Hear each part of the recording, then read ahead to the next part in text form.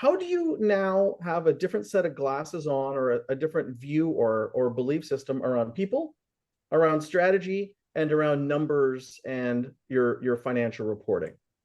Each of those individually, people, strategy, numbers. What's your different perspective in the last couple of years that you're going to hold on to? Well, as mentioned, you get great people, have a process that is simple but effective.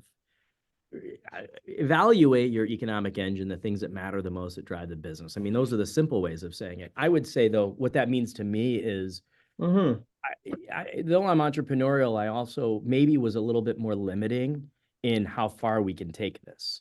Because What do you when mean? all of limiting, meaning that when you feel the constraints of the business, you almost limit your mindset as to how far this can go. Because if you're the one Oh. that's the pace car, you only how far you can run.